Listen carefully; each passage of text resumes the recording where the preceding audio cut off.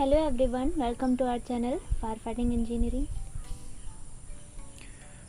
आज की इस वीडियो में हम बात करेंगे फायर स्प्रिंकलर सिस्टम के बारे में। कौन कौन से सिस्टम जो कि लगाए जाते हैं, इंस्टॉल किए जाते हैं, फायर स्प्रिंकलर सिस्टम के क्या टाइप्स होते हैं उनके बारे में।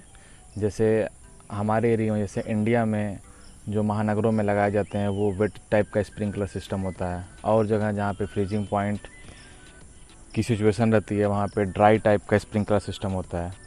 उन सारी चीज़ों के बारे में जानेंगे। उससे पहले हम देखेंगे हिस्ट्री ऑफ फायर स्प्रिंकलर के बारे में कि कहाँ से ये आइडिया जनरेट हुआ कि स्प्रिंकलर सिस्टम प्रोवाइड करना चाहिए फायर सेफ्टी के लिए।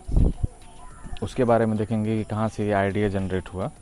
उसके बाद देखेंगे टाइप्स ऑफ स्प्रिंकलर सिस्टम्स के बारे में कि कौन कौन से टाइप्स ऑल ओवर वर्ल्ड में यूज़ किए जाते हैं स्प्रिंकलर सिस्टम के। बहुत सारे होते हैं, जैसे कि सबसे जो कॉमन होता है, जो कि इंडिया में सबसे ज़्यादा यूज़ किया जाता है, इंडिया में या फिर एशिया में, वो वेट टाइप का स्प्रिंकलर सिस्टम यूज़ किया जाता है। जो हमारे वहाँ इंस्टॉल होता है मुंबई में या फिर और महानगरों में, वो वेट टाइप का स्प्रिंकलर सिस्टम होता है, जहाँ पे पाइपलाइन में डायरेक्टली सीधे पानी भरा होता है। और एक टाइप का स्प्रिंकलर सिस्टम होता है ड्राई टाइप का स्प्रिंकलर सिस्टम। ये जनरली वेस्टर्न एरिया में यूज़ किया जाता है, यानी यूरोप में, जहाँ पे टेम्परेचर जनरली फ्रीजिंग पॉइंट तक होता है, वहाँ पे इस टाइप का स्प्रिंकलर सिस्टम यूज़ करते हैं। दो टाइप के और स्प्रिंकलर सिस्टम होते हैं। एक होता है डिलूज स्प्रिंकलर सिस्टम, वो काफ़ी हैजार्डस एरिया में यूज़ करते हैं। उसके अलग अलग क्वालिटी होती है सिस्टम के, जैसे कि उसमें स्प्रिंकलर पॉइंट में स्प्रिंकलर बल्ब जो होता है वो नहीं होता है, मतलब स्प्रिंकलर हेड हमेशा ओपन होता है। और एक सबसे लास्ट टाइप का स्प्रिंकलर सिस्टम होता है जिसको कहते हैं प्री एक्शन टाइप का स्प्रिंकलर सिस्टम। तो ये जो लास्ट के दोनों स्प्रिंकलर सिस्टम हैं हम आपको अगली वीडियो में समझाएंगे। तो सबसे पहले अब आगे बढ़ते हैं हिस्ट्री ऑफ फायर स्प्रिंकलर कि स्प्रिंकलर सिस्टम की हिस्ट्री कहाँ से स्टार्ट हुई, किस तरीके से ये आइडिया जनरेट हुआ दिमाग में कि हमें एक फायर स्प्रिंकलर सिस्टम रखना चाहिए जिससे कि हमारे सामानों की, हमारे जो भी चीज़ें वहाँ पे हैं उसकी सेफ्टी हो सके। तो सबसे पहले इसका स्टार्ट हुआ 1874 में, 1874 में हेनरी पार्मेली नाम के शख्स ने इसका इन्वेंशन किया। उनके पास एक पियानो की फैक्ट्री थी।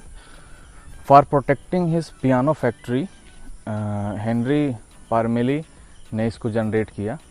तो स्टार्टिंग में ये सारी सुविधाएं नहीं थी, तो उन्होंने क्या किया था, पियानो फैक्ट्री को प्रोटेक्ट करने के लिए हर तरफ पूरे के पूरे फैक्ट्री में ही used wooden pipe with holes into them. Wooden pipe का उन्होंने इस्तेमाल किया था जिसमें होल थे, और उसको कनेक्ट किया था जो हमारा वाटर टैंक होता है उससे। A water tank kept on the roof and it is drained through the fire, drain during the fire and release water into pipes. जैसे ही आग लगने के चांसेस आते थे या नहीं, फायर एक्सीडेंट होते थे, वो फायर टैंक जो वाटर टैंक था वहाँ से पानी रिलीज़ करता था, और जितने भी वुडन पाइप्स लगे हुए रहते थे जिसमें होल रहते थे, ड्रिल करके होल बनाया जाता था, वहाँ से सारे होल से पानी गिरना स्टार्ट हो जाता था। तो ये सारा का सारा पानी जहाँ पूरे के पूरे फैक्ट्री में ये फैल जाता था। तो इस तरीके से इन्वेंशन हुआ स्प्रिंकलर सिस्टम का। फिर उसके बाद आगे मॉडिफाई करते गए। तो अभी जो करेंटली जो यूज़ होता है पूरी दुनिया में, अभी फ़िलहाल वो कंडीशन है फायर स्प्रिंकलर सिस्टम की। अभी जो स्क्रीन पे आपको दिखाया जा रहा है ये स्प्रिंकलर है। ये वेट टाइप के स्प्रिंकलर सिस्टम में यूज़ किया जाता है। रेड स्प्रिंकलर है 68 डिग्री सेल्सियस का। ये जनरली सबसे कॉमन स्प्रिंकलर होता है जो हर जगह यूज़ किया जाता है। तो इस तरीके का हेनरी पार्मेली ने यूज़ किया 1874 में।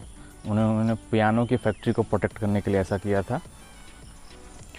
वुडन पाइप्स जो यूज़ होती थी वो लगभग सेमी डाया की यूज़ होती थी। जैसे ही वाटर टैंक से हम पानी रिलीज़ करते थे, सारा का सारा वुडन पाइप में पानी भर जाता था और पानी होल के रास्ते निकलने लगता था। There was a problem during winter season because of freezing temperature in western. जैसा कि मैंने पहले बताया कि वेस्टर्न में फ्रीजिंग पॉइंट की वजह से एक दिक्कत होती थी, क्योंकि वो सारा का सारा पानी जम जाता था। तो उस समय ये सिचुएशन थी कि अगर आग लग जाती थी तो बुझाने में बहुत दिक्कत होती थी। Another problem. एक और प्रॉब्लम ऐसी थी कि जैसे जहाँ भी अगर अब तो ऑटोमेटिक सिस्टम हो गया है, हमको कुछ करना नहीं पड़ता है, लेकिन उस टाइम ऐसा ऑटोमेटिक सिस्टम नहीं था। Another problem was that someone has to watch all the time. If any fire accident occurs, then he would drain water into the pipes. मतलब कि जैसे ही कोई फायर एक्सीडेंट होता था तो वहाँ पे किसी न किसी को वहाँ 24 घंटा तैनात रहना चाहिए कि तुरंत वो वाटर टैंक से वाटर को रिलीज़ करे, जिससे कि सारा का सारा पानी हमारे वुडन ब्रांच में फैल जाए और सारा का सारा पानी होल के रास्ते नीचे गिरे और आग बुझ जाए। तो वहाँ पे हमेशा 24 घंटे किसी न किसी को मैन पावर को वहाँ पे खड़ा रहना चाहिए या फिर वहाँ पे मौजूद होना चाहिए, जिससे कि अगर इस तरह की कोई घटना होती है तो वहाँ पे रहे और वो फायर को कंट्रोल कर सके। तो ये दिक्कत थी। अब तो सिस्टम सारा का सारा ऑटोमेटिक हो गया है, सब सेंस के थ्रू काम करता है। सब सेंसिबल ट्यूब लगी होती है, वो आग को सेंस करती है, टेम्परेचर को सेंस करती है और ऑटोमेटिकली रिलीज़ कर देती है वाटर को। लेकिन पहले ये सब दिक्कतें थी, फिर धीरे धीरे सारी चीज़ें मॉडिफाई होती गई और अभी जो हम करेंटली यूज़ करते हैं वो सारे सिस्टम डेवलप्ड हो गए। ये सारी थी फायर स्प्रिंकलर की हिस्ट्री। अब आगे देख लेते हैं टाइप्स ऑफ स्प्रिंकलर सिस्टम, कि स्प्रिंकलर सिस्टम के टाइप्स क्या क्या होते हैं। जैसा कि मैंने आपको स्टार्टिंग में ही बताया, जनरली इसको 4 कैटेगरी में डिवाइड किया गया है, जिनमें से 2 कैटेगरी को हम इस वीडियो में देखेंगे। सबसे पहले देख लेते हैं वेट स्प्रिंकलर सिस्टम, जो कि हमारे वहाँ मतलब मोस्ट कॉमन यही सिस्टम होता है जो कि हर जगह यूज़ किया जाता है, वेट स्प्रिंकलर सिस्टम। अब इसके बारे में देख लेते हैं।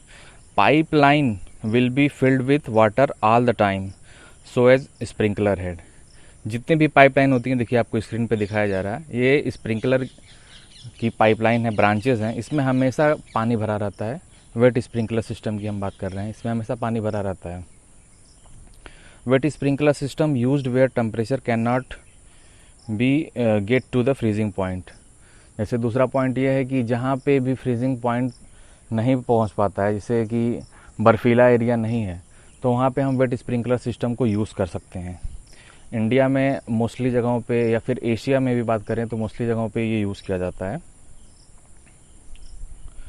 Water present in the pipeline are in pressurise condition. हमारे जो भी ब्रांचेस होती हैं, जो भी पाइपलाइन होती हैं, जो उसमें जो वाटर अवेलेबल होता है वो प्रेशराइज कंडीशन में होता है। कुछ प्रेशर को उसको दे के रखते हैं, वो हाइट पे डिपेंड करता है। जैसे अगर हमको टेरिस पे देना है तो कम से कम 2.5 से लेके 3 kg पर सेंटीमीटर स्क्वायर तक प्रेशर रहता है। इसी तरीके से हर फ्लोर पे प्रेशर डिवाइड होता है। तो जो भी पाइपलाइन में पानी भरा हुआ है वो फुल प्रेशराइज्ड रहता है। जैसे ही अगर स्प्रिंकलर बस्ट करता है तो पूरे प्रेशर के साथ वो 3 मीटर का रेंज लेके पानी को स्प्रेड करता है चारों तरफ। ये सारी चीज़ें हैं। और आगे देखते हैं, water pump installed for maintaining the pressure in pipeline of water. जैसा कि मैंने बताया कि एक वाटर पंप होता है पूरे सिस्टम को ये ऑपरेट करने के लिए होता है, जो कि वो प्रेशर के साथ उसको होल्ड करता है। जैसे ही कोई स्प्रिंकलर बस्ट करता है तो पानी वहाँ से रिलीज़ होता है और प्रेशर डाउन हो जाता है। प्रेशर ड्रॉप होने की वजह से वो पंप ऑटोमेटिक स्टार्ट हो जाता है। जैसा कि मैंने पहले बताया, ये सारा सिस्टम अब ऑटोमेटिक हो चुका है। तो ये सारा हैंडल होता है वाटर पंप रूम के ज़रिए। As soon as fire accident occurs, water will start to flow from the sprinkler. जैसे ही मैंने बताया कि जैसे ही स्प्रिंकलर बस्ट करता है तो वो वहाँ से पंप रूम से, जो वहाँ पे पंप लगा हुआ है, पंप से वाटर का प्रेशर मेंटेन करता है और तुरंत पंप स्टार्ट हो जाता है, जिससे कि ब्रांचेस में पानी लगातार भरते रहते हैं। तो ये सारा सिस्टम होता है वेट स्प्रिंकलर सिस्टम का। It's maintenance cost is very low. Maintenance cost इसकी बहुत लो होती है। जैसा कि अभी कुछ और सिस्टम होते हैं जिनमें कि पाइप्स में जंग लगने यानी रस्टिंग के चांसेस ज़्यादा होते हैं, लेकिन इसमें ऐसा कोई कंडीशन नहीं होता है। हम पाइप्स को जनरली GI पाइप हम यूज़ करते हैं। पाइप को यूज़ करने से पहले हम उसमें प्राइमर कर लेते हैं 2 कोट का, उसके बाद PO रेड पेंट हम उसमें लगा देते हैं। जो भी स्क्रीन पे आपको दिखाई दे रहा है, ये देखिए, ये सारे हेडर्स हैं जिसमें देखिए PO रेड पेंट लगा हुआ है। ये हेडर पूरे के साइड पे ये स्प्रेड होते हैं और इनमें से डिफरेंट ब्रांचेस निकाली जाती हैं और डिफरेंट एरिया में पहुंचाए जाते हैं। तो ये सारा जो पार्ट था, जो सारे पॉइंट्स थे, ये वेट टाइप के स्प्रिंकलर सिस्टम के पॉइंट्स थे। ये मोस्ट कॉमन स्प्रिंकलर सिस्टम होता है। अपने एरिया में इसको ही यूज़ करते हैं जहाँ पे फ्रीजिंग पॉइंट का कोई भी चांसेस नहीं होते हैं वहाँ पे इसको यूज़ कर सकते हैं। उसी तरीके से अगर फ्रीजिंग पॉइंट की बात करें तो उसके बेसिस पे जो दूसरा टाइप का स्प्रिंकलर सिस्टम है, ड्राई स्प्रिंकलर सिस्टम, उसको क्रिएट किया गया है। अब हम बात कर लेते हैं ड्राई स्प्रिंकलर सिस्टम के बारे में कि ये क्या होता है। जैसे कि वहाँ पे वेट टाइप के स्प्रिंकलर सिस्टम में वहाँ फ्रीजिंग पॉइंट का कोई इशू नहीं था, लेकिन यहाँ पे जहाँ पे फ्रीजिंग पॉइंट जनरली होता है वहाँ पे अगर हम पाइपलाइन में पानी भरे रहेंगे अगर 24 घंटे, तो वो इस कंडीशन में आ सकता है कि कुछ पानी उसमें बर्फ़ बन जाए। तो ऐसी कंडीशन में पूरी तरीके से फायर फाइटिंग नहीं हो पाती है। तो उस कंडीशन में ये नया टाइप का स्प्रिंकलर सिस्टम डेवलप किया गया जिसको कहते हैं ड्राई टाइप का sprinkler system. There is pressure, air pressure filled in the pipeline instead of water. जैसा कि उसमें प्रेशराइज वाटर भरा रहता था पाइपलाइन में, लेकिन इसमें एयर भरा रहता है, या तो एयर कह लीजिए या फिर कंप्रेस्ड फॉर्म में नाइट्रोजन गैस कह लीजिए। ये दोनों चीज़ें भरी रहती है पाइपलाइन में। The air pressure hold down A Clapper wall so that water can not be introduce into the system until air pressure is lost. एक वॉल्व होता है क्लैपर वॉल। क्लैपर वॉल में कुछ इस तरीके से वो उसकी बनावट होती है कि उसके एक साइड पे एयर प्रेशर होता है और दूसरे साइड पे वाटर प्रेशर होता है। तो अगर इन केस स्प्रिंकलर बस्ट करता है तो जो भी एयर साइड का एरिया होता है वहाँ से बस्ट करने के बाद प्रेशर वहाँ का डाउन होता है, और जो वाटर टाइप का जो वाटर की लाइन होती है उसी क्लैपर वॉल की दूसरी तरफ वो वहाँ से वाटर वहाँ से इंट्रोड्यूस हो जाता है। इसमें यही लिखा हुआ है कि दोनों तरफ क्लैपर वॉल ही दोनों एरिया को डिवाइड करता है। जैसे ही स्प्रिंकलर बस्ट होता है वहाँ पे आग लगती है तो जो वहाँ पे जो कंप्रेस्ड एयर भरी रहती है उसका प्रेशर कम होता है, और प्रेशर कम होने की वजह से क्लैपर वॉल खुल जाता है, और जब क्लैपर वॉल खुल जाता है तो वहाँ से उसी रास्ते से पानी जाना स्टार्ट होता है और पूरे के पूरे ब्रांचेस में पानी भर जाते हैं, और पानी से ही फायर फाइटिंग स्टार्ट हो जाती है। इस तरीके का होता है। An air compressor keeps a constant pressure in the system. जैसा कि मैंने पहले बताया कि एक एयर कंप्रेसर के थ्रू ही सारे ब्रांचेस में, सारे पाइपलाइन में एयर के प्रेशर को कांस्टेंट रखा जाता है। जैसे ही वो एयर के प्रेशर में थोड़ा ही अगर डाउन होता है एयर का प्रेशर, तुरंत वहाँ से वाटर रिलीज़ होने लगता है। इस सिस्टम का मेंटेनेंस कॉस्ट थोड़ा ज़्यादा होता है, और this system is used in that area that में फ्रीज़। वहाँ पे इसको इस्तेमाल करते हैं जहाँ पे फ्रीजिंग पॉइंट के हमेशा चांसेस होते हैं। इस तरीके का क्लैपर वॉल का यही खासियत होता है, वो दो जोन को डिवाइड करता है। एक जोन में पूरी की पूरी जहाँ से कंप्रेस्ड एयर भरी होती है, और दूसरा जोन रहता है वहाँ पे पूरा का पूरा वाटर भरा होता है। तो जैसे ही वहाँ पे एयर प्रेशर डाउन होता है तुरंत वाटर इंट्रोड्यूस हो जाता है सिस्टम में, और ये सारा का सारा पानी पाइपलाइन में भर जाता है, और पाइपलाइन में भरने के साथ ही जहाँ जहाँ स्प्रिंकलर लगे होते हैं वहाँ से पानी सब निकलने लगता है और फायर फाइटिंग हो जाती है। तो ये सारी चीज़ें थी ड्राई टाइप के स्प्रिंकलर सिस्टम के बारे में। कुछ और चीज़ें देख लेते हैं कि ड्राई टाइप के स्प्रिंकलर सिस्टम में और कौन कौन सी चीज़ें होती हैं। When A fire releases A sprinkler head, the air is release from the pipeline and stops holding down the Clapper wall that was holding the water back and water is released. अभी इसके बारे में मैंने अभी detail में बताया ही है कि जैसे ही कोई फायर एक्सीडेंट होता है, स्प्रिंकलर हेड से जितना भी उसमें कंप्रेस्ड एयर होता है वहाँ से रिलीज़ होने लगता है, जिसकी वजह से प्रेशर डाउन हो जाता है।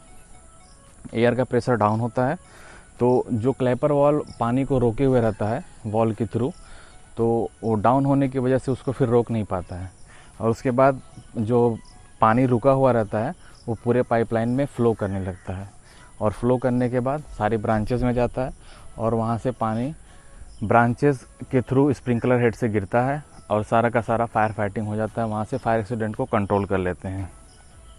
Maintenance cost is too high.